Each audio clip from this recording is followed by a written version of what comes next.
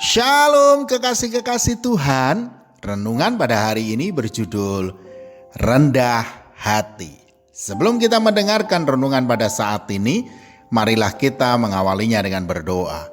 Bapa, di dalam nama Tuhan Yesus Kristus ya Roh Kudus, inilah kami yang senantiasa haus akan kebenaran firman-Mu.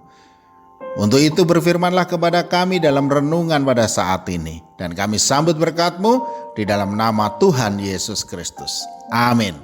Firman Tuhan pada saat ini terambil dari Mazmur 37 ayat 11. Tetapi orang-orang yang rendah hati akan mewarisi negeri dan bergembira karena kesejahteraan yang berlimpah-limpah. Kekasih-kekasih Tuhan, sebagai manusia biasa memang sangat menyakitkan bila kita itu dihina, direndahkan, dicemooh, bahkan dikucilkan oleh orang lain. Rasa marah itu menjalar ke seluruh tubuh. Ingin rasanya membalas dengan yang lebih menyakitkan lagi agar dendam yang ada di hati ini bisa terbayarkan. Tetapi firman Tuhan malah berkata, janganlah membalas kejahatan dengan kejahatan. Lakukanlah apa yang baik bagi semua orang. Roma 12 ayat 17. Dikatakan pula dalam Roma 12 ayat 21, janganlah kamu kalah terhadap kejahatan, tetapi kalahkanlah kejahatan dengan kebaikan. Saudaraku, Tuhan tidak menghendaki kita tinggi hati, tetapi Tuhan menghendaki setiap kita bisa memiliki kerendahan hati dan mengedepankan kasih. Efesus 4 ayat 2 mengatakan, hendaklah kamu selalu rendah hati, lemah lembut dan sabar. Tunjukkanlah kasih-Mu dalam hal saling membantu. Kalau kita menginginkan kasih Tuhan senantiasa ada pada kita, maka kita harus bisa memiliki yang namanya kerendahan hati. Sebab Tuhan kita Yesus Kristus mengasihi orang yang rendah hati dan menentang orang yang congkak.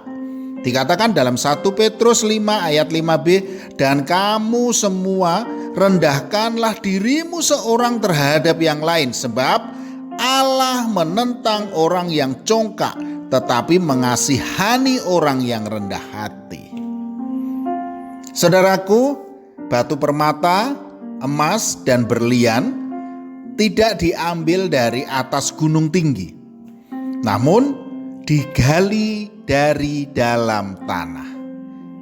Kualitas hidup tidak dinilai dari segala kesombongan atau merasa paling hebat atau merasa derajatnya lebih tinggi, namun dari sikap hidup yang mampu mengasihi sesama. Matius 23 ayat 12 mengatakan, dan barang siapa meninggikan diri, ia akan direndahkan, dan barang siapa merendahkan diri, ia akan ditinggikan. Tuhan itu dekat dengan orang-orang yang rendah hati, saudaraku, suka mengalah dan yang tidak sombong. Tuhan senantiasa membimbing dan mengajarkan jalannya kepadanya. Dikatakan dalam Mazmur 25 ayat 9, ia membimbing orang-orang yang rendah hati menurut hukum, dan ia mengajarkan jalannya kepada orang-orang yang rendah hati. Jadilah rendah hati, saudaraku, bila ingin Tuhan meninggikan hidup kita.